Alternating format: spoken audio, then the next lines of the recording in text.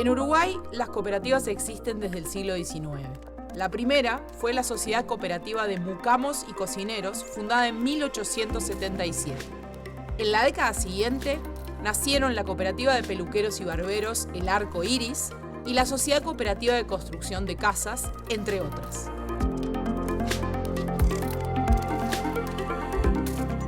Casi 100 años después, en 1966, surgen las cooperativas de vivienda. En la actualidad, existen 3.665 cooperativas, nucleadas entre agrarias, de crédito, de consumo, trabajo, vivienda y sociales. Cerca de 1.800 en Montevideo y todas nucleadas en la Confederación Uruguaya de Entidades Cooperativas.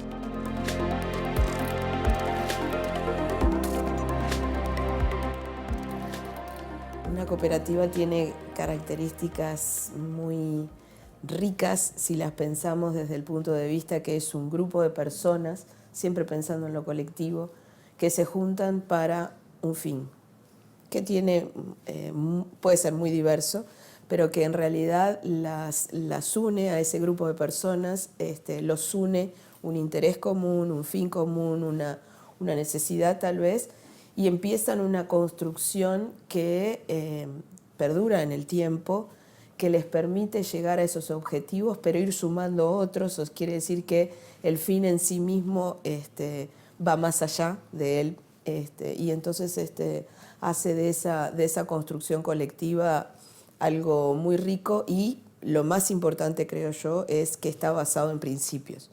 Principios en el centro, es el ser humano, el ser individual, los valores cooperativos, la educación, la solidaridad, la intercooperación. Entonces, evidentemente, una cooperativa genera un proceso de andar colectivo muy, muy rico.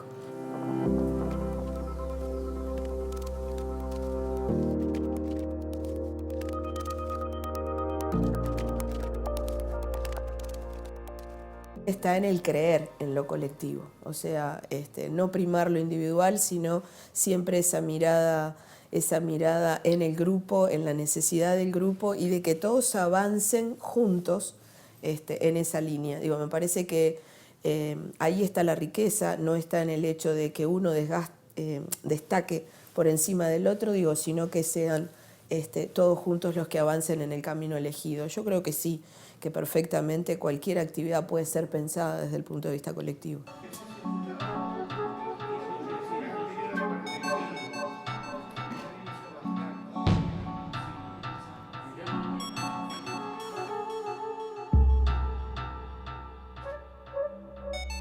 ¿Cómo empieza la historia de esa cooperativa?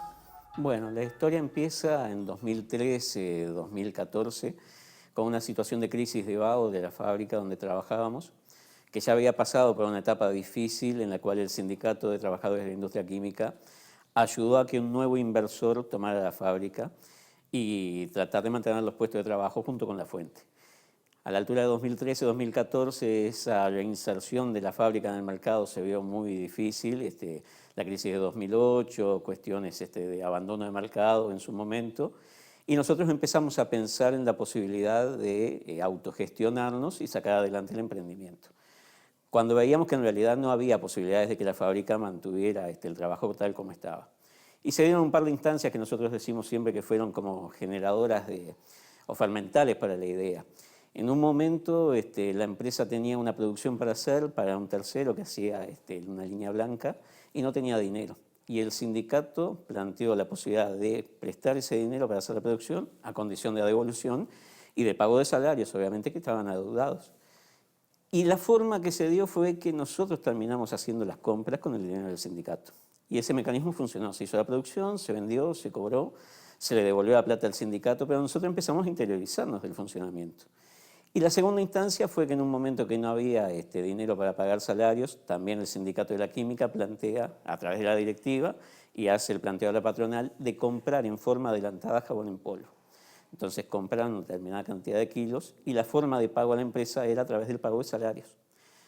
El sindicato se hace del jabón en polvo cuando la empresa lo puede producir al fin, que esto fue dilatado en el tiempo, Y lo que se da es la siguiente etapa. Ahora el sindicato, en vez de tener dinero, tiene jabón en polvo y tiene que volver a convertirlo en dinero de los trabajadores.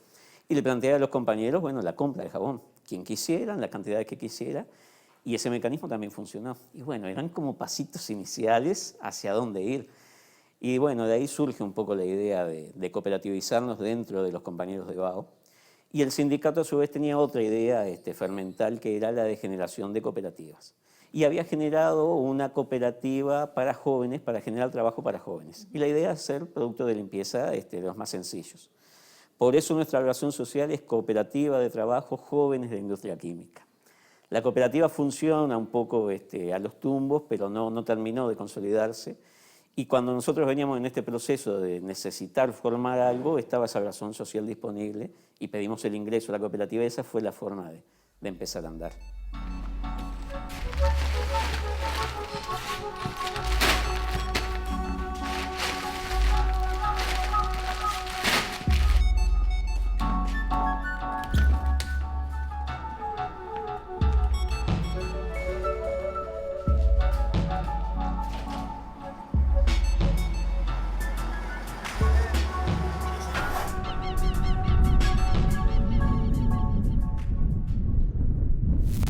El Molino Santa Rosa está ubicado a 53 kilómetros de Montevideo, en el departamento de Canelones. Santa Rosa es una pequeña ciudad con una población cercana a los 3.500 habitantes. Históricamente, la actividad del pueblo giró en torno al molino, que fuera fundado en el año 1925 por la empresa Campomar. En sus mejores momentos, el Molino Santa Rosa se ubicó entre las principales industrias harineras de Sudamérica, aunque este privilegio poco a poco se iría perdiendo a causa de la tecnificación de la competencia. En la década de los 90 enfrentó 2 quiebras sucesivas, hasta que el 14 de abril de 1999 nace la Cooperativa de Trabajadores Molino Santa Rosa.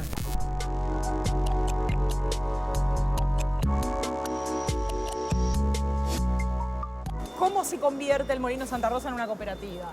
Bueno, primero nos basamos en, te cuento un poco la formación de lo que es el edificio. Se construye en la década del 20, se comienza a gestionar a mediados en el 25 y empieza con 300 empleados. Es una empresa bastante grande para lo que es el sector, para lo que es la zona, la ciudad. Bueno, pasa por diferentes organizaciones, en la cual hubo un quiebre muy importante en la década del 50. Ahí la molinería cayó abundantemente, pasando de 300 a 70 empleados, lo cual es una caída significativa para lo que es la ciudad.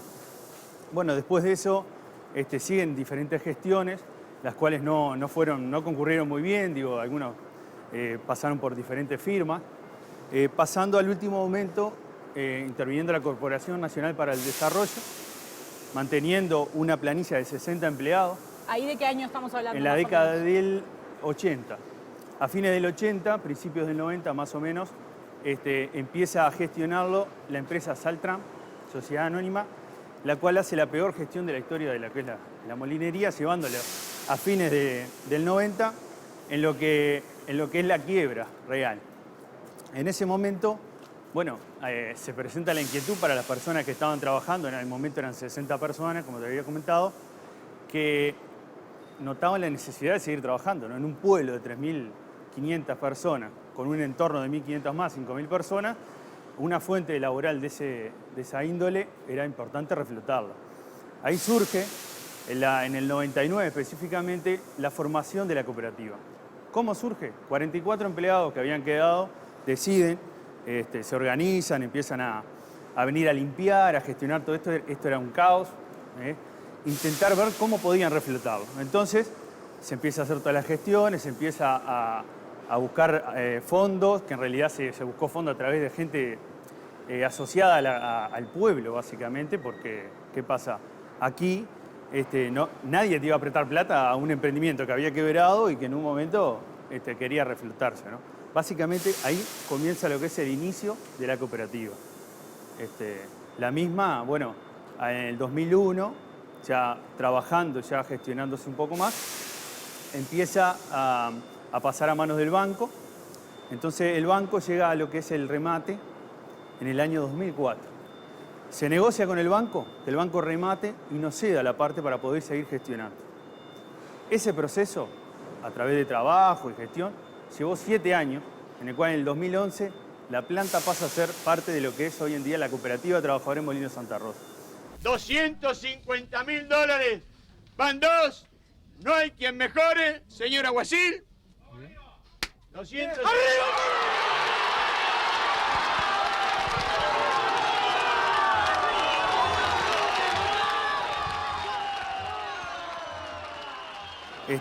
Habiendo cumplido con todo ese pago importante y haber adquirido la planta y siendo parte, ya con 70 personas en su haber, o sea, hubo un incremento, lo cual generó confianza, generó en la zona importante desarrollo, se empieza todo lo que es cambio tecnológico. Estamos hablando que hubo medio siglo, un molino tiene un siglo, medio siglo en el cual no hubo gestión de maquinaria nueva, estábamos trabajando con todo obsoleto.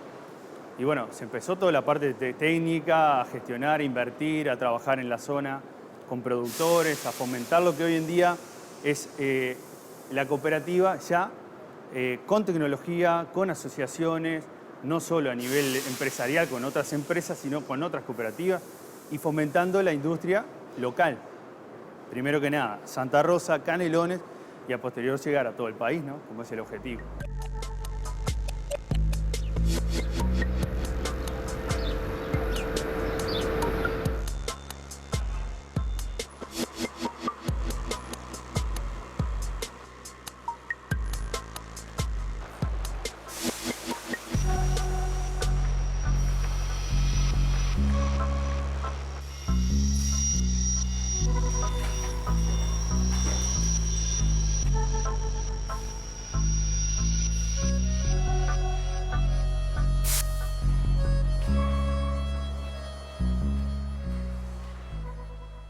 Nosotros tenemos una serie de... somos auditados por la Auditoría Interna de la Nación, año a año hay que presentar determinadas formalidades, las actas directivas, las actas de asamblea, y eso es un poco un marco legal que las cooperativas deben cumplir. Y a diferencia, esto es poco conocido muchas veces y se dice que las cooperativas son medias, tienen poca regulación, y es al revés, es de las razones sociales para mí entender son las que tienen más regulación, porque no solo tenemos la regulación empresarial, sino también la social, que también hay que registrarla de determinada manera y las cooperativas tienen que cumplir determinado formalismo legal para poder tener el certificado de regularidad, que se llama, que es exigido en distintos ámbitos legales por las distintas organizaciones con las que uno trabaja o comercializa o proveedores, etc.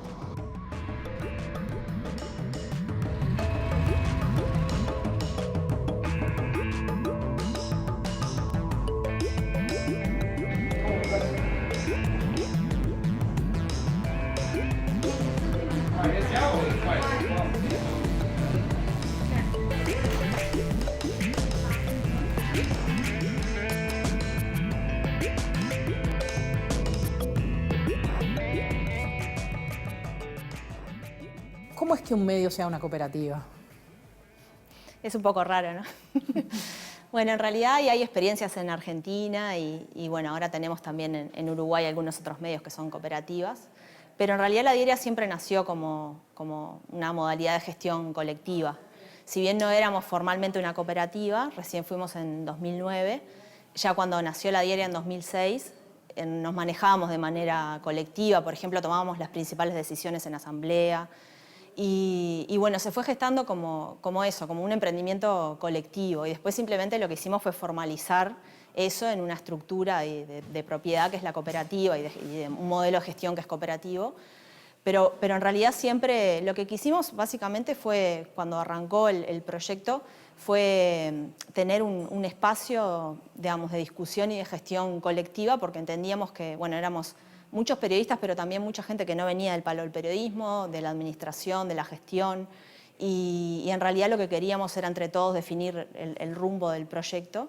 Y bueno, así se gestó la diaria y después simplemente eso fue una formalidad, lo de constituirse en cooperativa. Mucha gente tiene una fantasía de que una cooperativa es como un asambleísmo permanente, ¿no? De que si yo voy a poner un titular, armo prácticamente una asamblea para resolverlo. Y en realidad funciona como cualquier otro medio, tiene sus estructuras jerárquicas, tiene sus vínculos laborales, tiene sus superiores y digamos, hay gente que está sujeta a autoridad y hay editores, hay periodistas, hay jefe de redacción o secretario de redacción tenemos nosotros, y está la dirección periodística y la dinámica cotidiana es como en cualquier otro medio.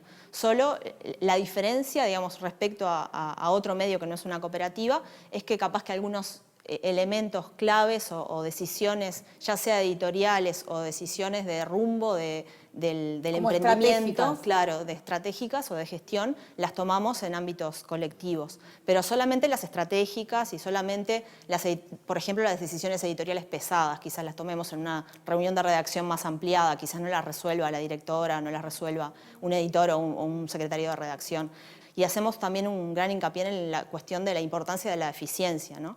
Porque siempre decimos que en realidad un señor capitalista que tiene mucho dinero quizás no le cueste tan caro ser ineficiente. En cambio, un emprendimiento que no tiene inversión, capital acumulado en inversión inicial poderosa, digamos, la ineficiencia se paga caro. Entonces, también apostamos fuertemente a la eficiencia en la gestión.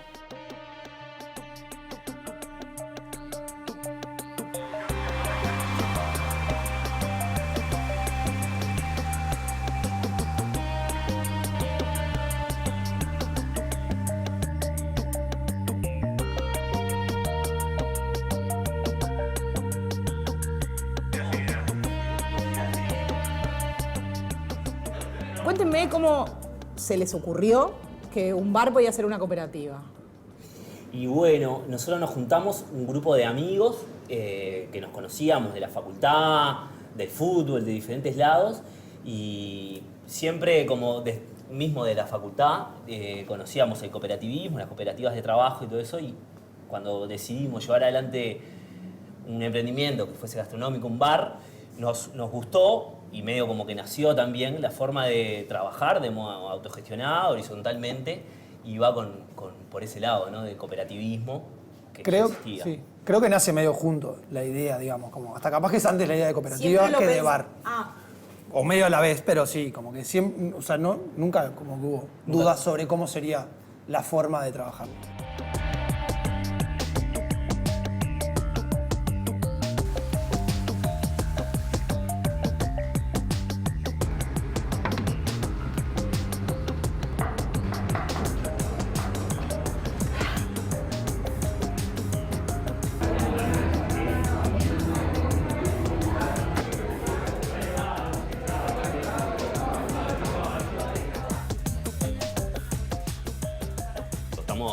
Asociados a Cambadu, y de Cambadu, Son lo los que únicos, es la normativa de cooperativas y todo eso, tuvieron que investigar y buscar por todos lados porque no sabían cómo administrar o cómo gestionar desde su lado a una cooperativa de trabajo que fuese un bar. ¿Y cuántos son? ¿Cuántos son en la cooperativa? Hoy en día somos 10. Un montón. ¿Cómo es gestionar un bar en cooperativa de 10? Y bueno, hay una división de tareas, ¿no? Nosotros en eso tratamos de que lo fue dando también la práctica, ¿no? Y el día a día tratamos de, en esa división, todos pasar por algunas de las comisiones, como puede ser Comisión Cultura, que es en el otro bar también, El Hormiguero, gestionar los toques y todos los eventos culturales que pueda haber. Otra que es la de economía, entonces también encargarse de todos los números. ¿Tienen todo armado en comisiones? Más en comisiones y muchas veces las responsabilidades quedan en uno, ¿no? Uno es el encargado de comunicarse con los proveedores de... Claro. Sí, pero tenemos como una división de tareas, eso como horizontal, y también lo que hemos ido haciendo es como irnos rotando, digamos. No sé cómo. Tipo, también esas tareas incluyen poner la elaboración de la comida, ¿no? O sea, la elaboración de las pizzas, el no sé qué, claro. El que pide el vino, el que pide la cerveza, y eso ha ido como... Por suerte creo que está bueno como hemos ido pasando, digamos, por las distintas tareas y responsabilidades, medio que por todas. Porque eso mismo, por ejemplo, todos y todas lo que hacemos es venir a producir la comida, venir a recibir proveedores y atender en la noche también, ¿no? No hay como ninguno de nosotros y nosotras están solamente dedicados a una tarea también, ¿no? Es todo en general.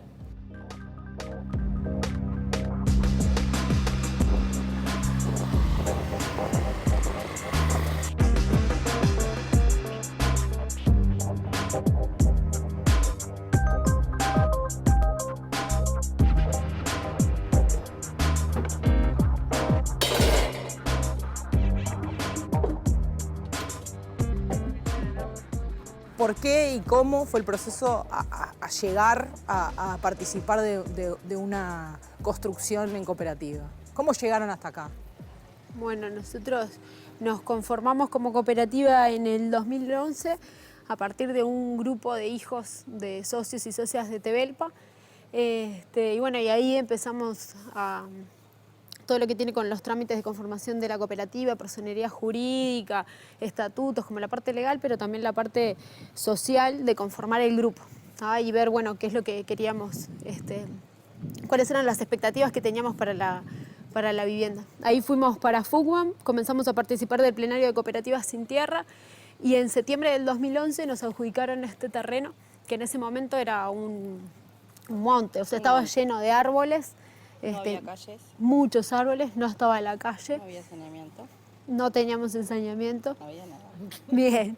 Y ahí empezamos, tuvimos que trabajar el tema de ensañamiento, trabajar el tema de marcar los límites de los terrenos, porque veníamos 4 cooperativas para acá, entonces hubo que hacer toda la división. Y bueno, y ahí empezamos con la limpieza del terreno y con el estudio del terreno. Y ahí nos encontramos con esto que menciona Betty, que no había saneamiento y tuvimos que trabajar mucho para que a fines del 2015 llegue el saneamiento a esta zona. ¿Y cómo es el proceso de construirse en cooperativa, de trabajar? ¿Cuántos son, por ejemplo? Acá somos 36 núcleos. ¿Y cómo es tomar decisiones entre 36 núcleos? Muy debatido. Hay muchas opiniones. Nos lleva a asambleas y donde decidimos en general todo, ¿no? Desde el color de los azulejos, las bachas, los artefactos de la cocina y todas esas cosas.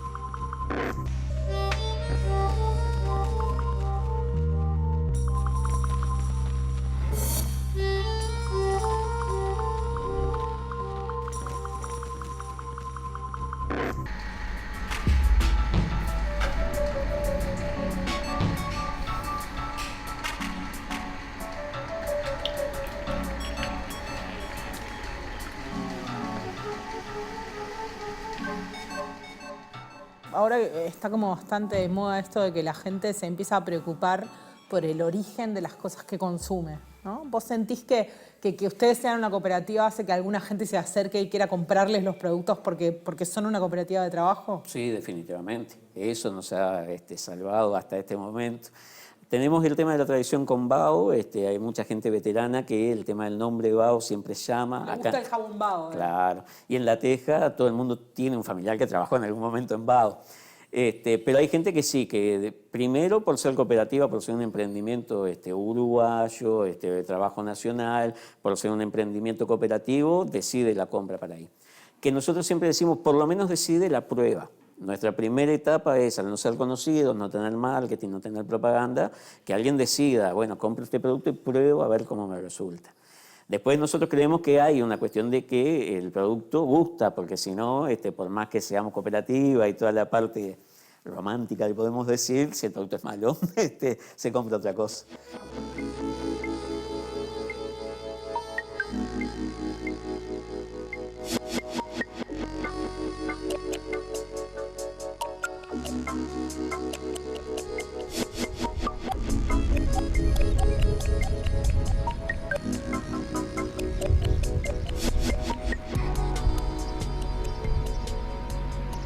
¿cómo fue el proceso de funcionar como una cooperativa? Todo eso acostumbrarse, ¿no? A funcionar y a trabajar poniéndose de acuerdo en las cosas. Bueno, eso es un dato muy importante. Ponerse de acuerdo en una familia grande es importante. Lo primero que nada, la conjunción de ideas. Hay que con una idea fija, que la primera es mantener el puesto de trabajo, ¿tá? Sin sobrepasar por encima de nadie, sin dejar de respetar las leyes, las normas, o sea, todo tiene que ir de acuerdo. El trabajo es trabajo, cada uno, pero hay que poner un poco más. Digo, venir a trabajar a la cooperativa no es solo trabajar a la cooperativa. Uno se va a su casa y sigue gestionando de alguna u otra manera, ¿tá? Ponerse de acuerdo, bueno, está la Asamblea General, es el órgano más importante, ahí donde se toman las decisiones más importantes. Si bien hay un organigrama, un personigrama en el cual obviamente toda institución, empresa debe llevar a cabo, a través de la Asamblea es donde se toman las decisiones. Entonces tiene voz y voto todos los integrantes, sin importar en qué sector esté, porque nosotros valoramos que cada sector es importante. Una cooperativa básicamente, ¿qué es? Cooperación. O sea, aquí si no está el que descarga el trigo, no está el que carga la bolsa, el que produce la harina, el que entrega, el que vende, no existe. Si bien hay empresas que son más sustituibles, tengamos en cuenta que la mayoría de los socios, yo prácticamente desde mi inicio laboral hasta el día de hoy, estoy trabajando acá, la mayoría es lo mismo. Todo el que ingresa en la cooperativa es difícil que se va. Lamentablemente hemos tenido obviamente fallecimientos o jubilaciones, por suerte, ¿no? O sea, hemos llegado a que gente se jubile trabajando en una cooperativa, no es poca cosa. Son 22 años de gestión, estamos hablando de 100 años, si será importante, dentro de poco vamos a estar cumpliendo, o sea, un cuarto de siglo gestionado por una cooperativa, teniendo en cuenta el valor de que cuando la industria comenzó, habían más de 20 y pico de empresas molineras, ¿no? Hoy son 6 empresas, de las cuales 2 son cooperativas, nosotros y el otro un molino flotilla. O sea, tiene un valor importante.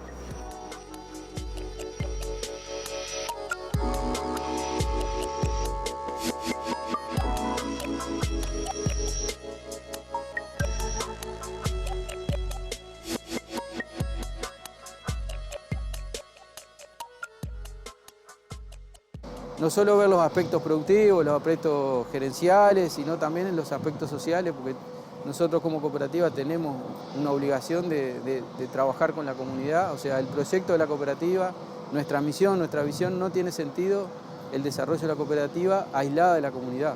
¿Cómo es esa relación con la comunidad? Y bueno, es muy intensa. Primero por una razón muy sencilla de que todos nosotros vivimos en la localidad. Entonces, lo que sí, la cooperativa yo creo que ayuda a la comunidad, no en una forma capaz muy pensada, pero sí por la forma que trabajamos, es que los distintos socios de la cooperativa lo vas a encontrar en la sociedad de fomento, lo vas a encontrar en la comisión fomento de la escuela, del liceo, en la escuelita baby fútbol, en los cuadros de fútbol, en las instituciones deportivas. O sea, y creo que lo bueno es que vos llevás una forma de trabajar que a veces a las organizaciones les sirve, y a veces eso no está muy pensado, pero uno lo vuelca. ¿Estás acostumbrado a trabajar en trabajar de esa forma y a conciliar muchas veces, que es importante en la vida es compleja y siempre hay muchas visiones y uno tiene que estar abierto a veces. Entonces, bueno, esa que nosotros lo vivimos permanentemente, es algo natural, porque tenemos que estar conciliando cosas muchas veces, posiciones, y después que se decide hay que ser consecuente y respetar esas decisiones colectivas.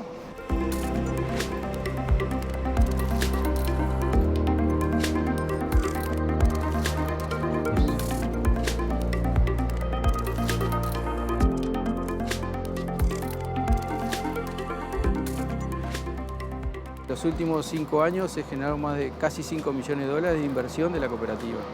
El 30% de ese monto es ahorro de los socios, que decidieron dejarlo para invertir, y también ahí empieza a jugar las distintas generaciones. Hay algunos que dicen invertimos un poquito menos, ganamos un poco más, y hay otros que dicen somos jóvenes, tenemos mucho por delante, claro, hay que invertir más, claro, hay que ser más competitivo, y eso es lo que mantiene viva la empresa, conciliar esos distintos aspectos. Los más veteranos a veces son más conservadores y el joven más arriesgado, y bueno, generalmente el camino del medio es el más seguro a veces.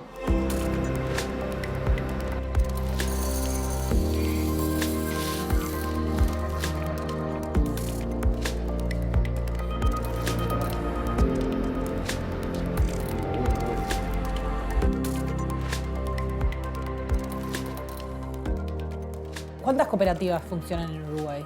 El Uruguay hoy tiene más de 3.600 cooperativas en todas sus modalidades. Están presentes todas las modalidades cooperativas, pero además estamos incursionando en modalidades nuevas. Y eso habla del acervo cultural también uruguayo. No nos olvidemos que el cooperativismo nace de aquellos antepasados europeos que vinieron al Uruguay con esa mirada de los sindicatos europeos y ese trabajo de colectivo, digamos, de las distintas colectividades que se fueron instalando en el país y que justamente al estar tan lejos de casa necesitaban juntarse, necesitaban agruparse, y ahí fue naciendo el cooperativismo en el Uruguay. Al principio no teniendo una legislación que las uniera a todas, sino que a medida fueron surgiendo, fue generándose la legislación, pero hoy sí podemos decir que estamos incursionando en aquellas áreas que no estaban y sin embargo hoy empiezan a aparecer, y por eso es importante el trabajo de incubación que estamos haciendo de nuevas modalidades cooperativas. Como por ejemplo, ¿cómo es una nueva modalidad? Y nosotros se hizo un mapeo hace unos años justamente para saber aquellos nichos en donde el cooperativismo no estaba presente y era posible generar proyectos colectivos. Y entonces, a partir de ahí, se genera el proyecto de la incubadora, que tiene que ver con un acuerdo con varias instituciones, el Ministerio de Industria y Energía, el INACOP y CUDECOP, que llevan adelante un proyecto de incubación, o sea, de preparación de grupos en justamente estos nichos en donde no estábamos incursionando. Y ahí, en estas primeras ediciones de la incubadora, han surgido principalmente en el área audiovisual, de diseño gráfico y bueno, digo, esa es una de las áreas, por ejemplo, en las que no estábamos y ahora empezamos a estar.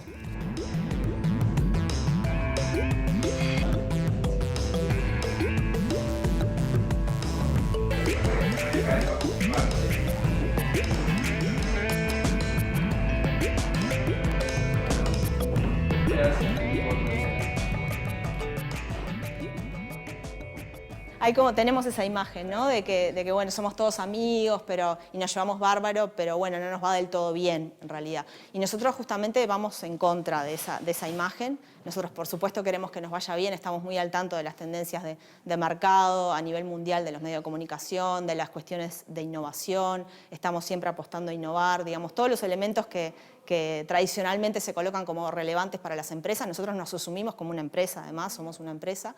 Y por lo tanto, nada, apostamos a innovar, apostamos a ser eficientes y apostamos a que nos vaya bien desde el punto de vista económico. Luego, también es cierto que a veces pasa que los cooperativistas tenemos un déficit en la cuestión de la gestión, y pasa mucho sobre todo con las empresas recuperadas, que los trabajadores en realidad no tuvieron una formación en gestión de empresas. Entonces, muchas veces se les cae con mucha dureza y se les dice, bueno, pero no es eficiente. Bueno, también es bastante difícil que, si ni siquiera a veces las empresas capitalistas tradicionales son eficientes y cierran, porque cierran a roletes, ¿no? Pero sin embargo parece que se es más estricto con el cierre de las empresas cooperativas, cuando en realidad el argumento muchas veces es, bueno, pero utilizan platas de todos nosotros, ¿no? Con, por ejemplo, los préstamos del Fondes. Y se olvida la gente que el BROU le presta a las empresas tradicionales y muchas veces lo dejan adentro del BROU con millones de dólares, ¿no? Hemos tenido casos bastante resonantes. Entonces, nada, hay también como una penalización de esa cuestión, pero yo creo que sí, que nos falta capaz que las cooperativas, en general, digo, no hablo de la diaria, pero en general, más formación en gestión y una apuesta mayor o más decidida por insertarse en el mercado y por crecer y por mejorar.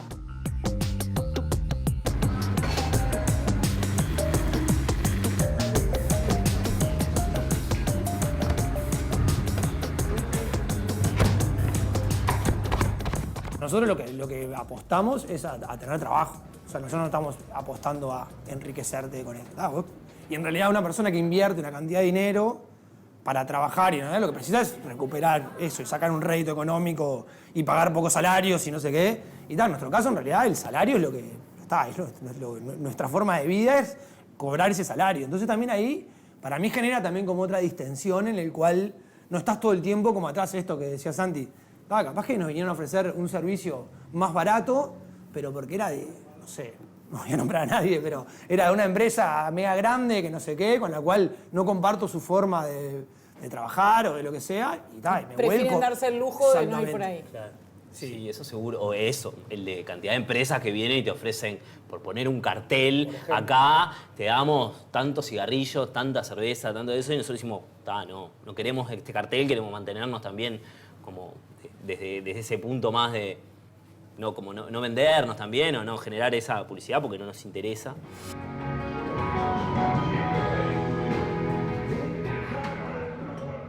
Pero hay también, y tal vez probablemente sea uno de esos mitos asociados al mundo cooperativo, y es que suelen no ser del todo exitosas como empresa. En realidad eso no es así. Yo creo que esa es la excepción a la regla. Los emprendimientos cooperativos, claro que son exitosos, pero tienen otra lógica. No van por la ganancia neta, van por mantener, o sea, el proyecto, llevarlo adelante, pero llega el punto en donde se reparte, es horizontal, y entonces no se piensa en el lucro. Bien, el éxito diferente. Exacto, y entonces a veces eso no se aprecia porque en realidad la sociedad no está acostumbrada a eso, no está acostumbrada a la empresa que no mira el lucro, que no busca el lucro, está acostumbrada justamente a eso. Entonces pasan tal vez desapercibidos emprendimientos cooperativos muy exitosos que la ciudadanía en realidad no toma conocimiento de ellos.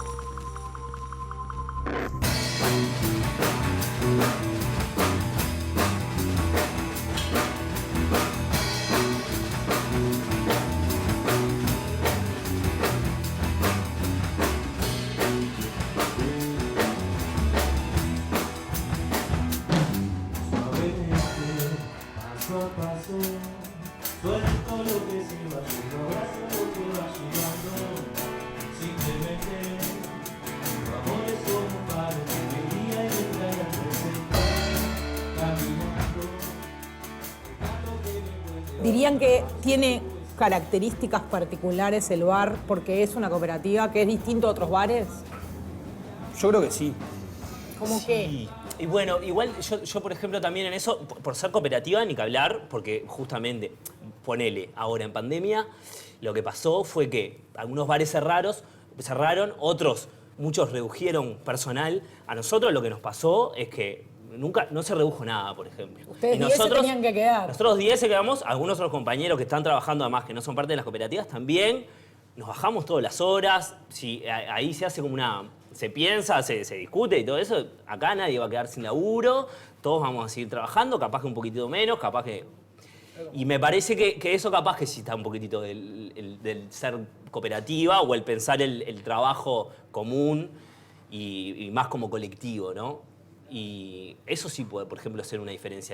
Justamente no pensar solamente en el trabajo en sí, sino en todos los que están trabajando, del otro lado también, ¿no? El cliente, los proveedores, por ejemplo. Nosotros a la hora de comprar o de contratar un servicio, para nosotros es fundamental de dónde viene también ese servicio. Yo les iba a preguntar eso, si buscan cooperativas. Y bueno, le compramos sí al Molino Santa Rosa, a la Cooperaria de Cololó. O sea, todo lo que buscamos, que todos los proveedores sean dentro de lo posible, cooperativas o, bueno, emprendimientos familiares, pequeños proveedores, como que... La recolección de basura, por ejemplo, también es un emprendimiento que salió del Mides y era, creo que en el inicio, no sé dentro de qué programa estaba, pero como que, vinieron a ofrecernos otros recolectores de basura más baratos, que eran mucho más convenientes, todo eso, y nosotros decidimos también porque conocíamos a la familia que estaba detrás y la seguimos conociendo y mantenemos también como esos lazos porque justamente lo creemos genuino y creemos que nosotros debemos pararnos de ese lado también a la hora de ir a buscar un servicio. Las flores de una canción.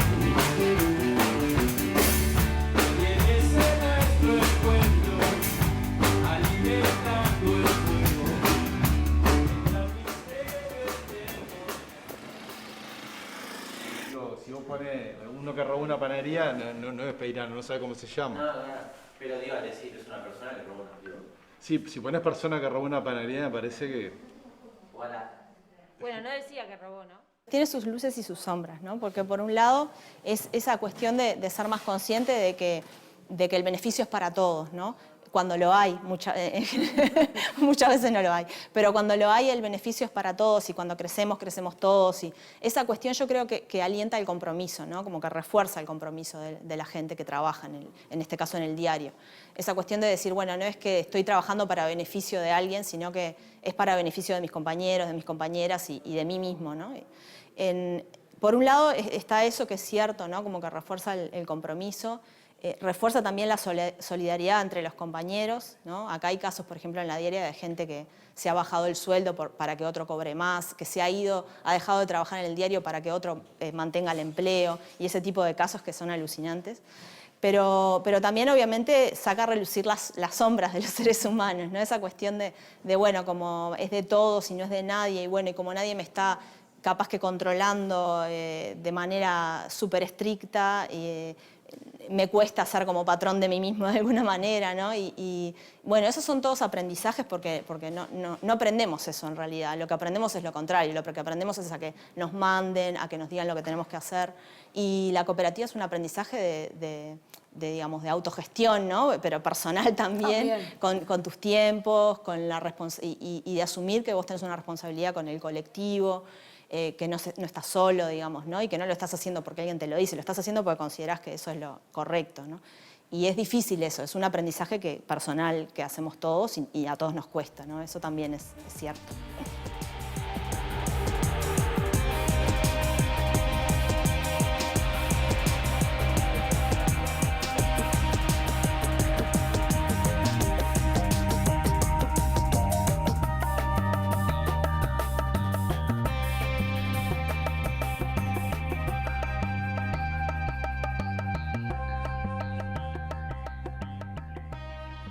Fue muy importante aprender cómo trabaja cada uno, qué cosas cada uno hace mejor, o sea, eso lo fue identificando Carlos, como cuáles eran las fortalezas de cada persona para desenvolverse acá, y nos fue enseñando en ese sentido, pero además nos conocemos y sabemos cuáles son las capacidades, los conocimientos de otras personas y nos vamos apoyando. Por ejemplo, si hay que cortar un ladrillo, si hay que hacer un estribo, una viga, todos sabemos a quién hay que ir a preguntarle, a apoyarte en esa persona. En ese sentido nos hemos apoyado mucho, nos hemos enseñado también entre nosotros a medida que iba pasando el tiempo, y también aprendimos a cuidarnos, ¿no? A saber, bueno, hasta dónde sí y hasta dónde y hasta qué lugar no. Y a conocer a los compañeros también cuando están medios bajoneados y todas esas cosas también te fortalecen esa parte.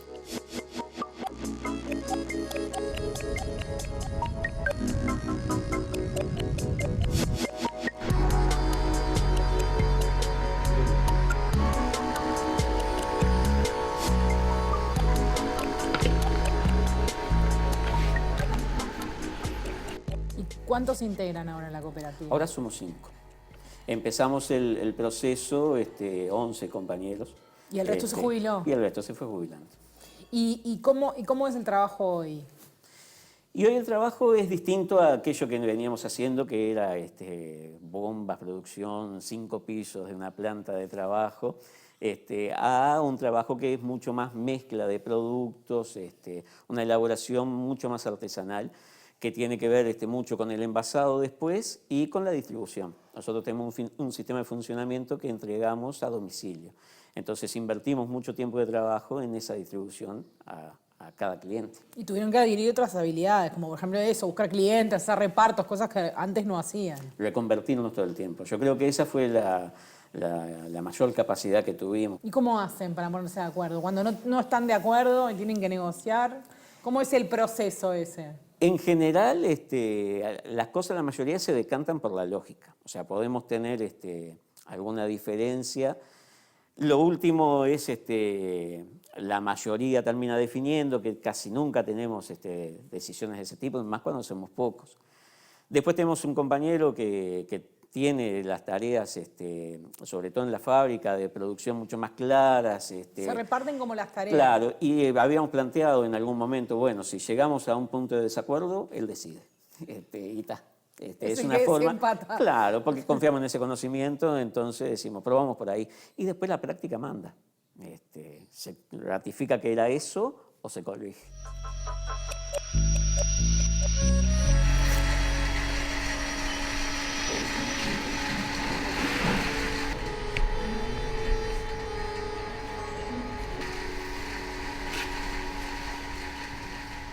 Estas 3.600 cooperativas que yo decía hace un momento están vinculados más de 1,5 millones de uruguayos, o sea, una tercera parte de la población del Uruguay tiene algún punto de encuentro o un vínculo con el sistema cooperativo. Esto se debe a la tradición, se debe a nuestra cultura, pero también se debe a política pública impulsada en los últimos años que ha permitido ese crecimiento, que ha sido parejo en todas las modalidades, pero exponencial en algunas, principalmente en vivienda y trabajo. Digo, esas son las modalidades que más han crecido. Que creo que el Uruguay tiene una característica muy particular y que también nos pone en la palestra, porque no nos olvidemos que justamente esa relación, cantidad de cooperativas y población relacionada con el cooperativismo y la población del Uruguay, nos ha hecho, y el trabajo que se ha realizado en estos años nos ha permitido estar en la vidriera y tener responsabilidad no solamente a nivel nacional, sino también a nivel regional. No nos olvidemos que la presidenta de Cooperativa de las Américas hoy es uruguaya, y no solamente es la presidenta de Cooperativa de las Américas, sino que es vicepresidenta de la comunidad de cooperativas, o sea, la comunidad internacional, la Alianza Cooperativa Internacional, que el Instituto Nacional del Cooperativismo también tiene la presidencia de los institutos públicos de cooperación en América, que las distintas redes y comités de cooperativas de las Américas están integrados y con fuerte responsabilidad desde el cooperativismo uruguayo. Entonces quiere decir que no es solamente un tema del Uruguay, sino que también a nivel regional pesamos y venimos trabajando.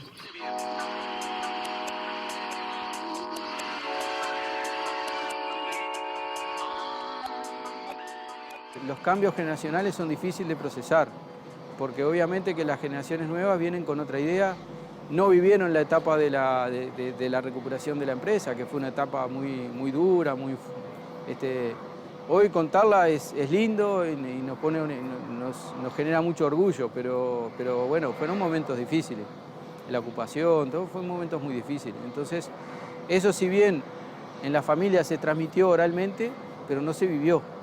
Y hay una diferencia ahí, que se percibe.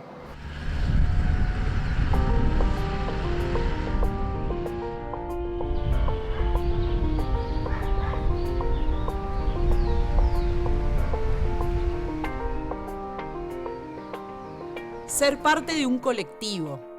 Pensar primero en el grupo y después en el individuo.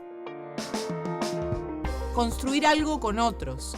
Formar parte de una cooperativa es para muchos una forma de ver el mundo, una forma de estar en ese mundo.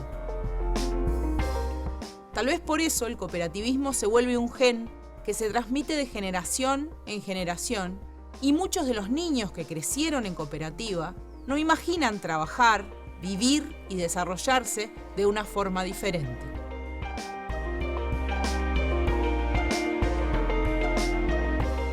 ¿Cuánto hace que vivís en la cooperativa? Y hace 41 años. O sea, ¿naciste acá? Nací acá. ¿Y por qué decidiste vivir en una cooperativa después de haberte criado en una cooperativa? Y primero que nada tuve la suerte de que mis padres ingresaran a la cooperativa. Y bueno, eso es una respuesta muy larga. Llevaría mucho tiempo a responderte, pero vivir en una cooperativa es una forma de vida. Es algo que el que no vive en una cooperativa no lo puede entender. Para mí es una de las cosas más lindas de la vida que tiene vivir en una cooperativa. Yo, cuando crecí, sabía que iba a terminar viviendo en una cooperativa y el día de hoy sé que voy a morir en una cooperativa. Es algo que no tiene explicación, que es muy difícil de explicar. ¿Vos pensás que vivir en una cooperativa y que ser parte de una cooperativa te cambia la manera de mirar otras cosas? ¿Que es una mirada? Y yo creo que sí. Yo creo que sin darte cuenta, vos para resolver problemas cotidianos tenés una manera que lo absorbiste nada más viviendo y estando en una cooperativa. Las resoluciones son en conjunto. A veces tenés que aceptar cosas que no son como las harías Y vos. bueno, exactamente. A veces vos pensás de una manera y bueno, y los otros compañeros piensan de otra manera y se lleva una votación y ahí, nada, sacata lo que gane la votación, ¿no? Esa es la parte más rica y más linda de todo esto, que muchas veces no tenés la razón y que bueno, y que se acata lo que vota la gente. Se nutre más en el sentido del debate, sea un debate es más abierto, porque nada, uno puede pensar de una manera, pero muchas veces no tiene razón, ¿no?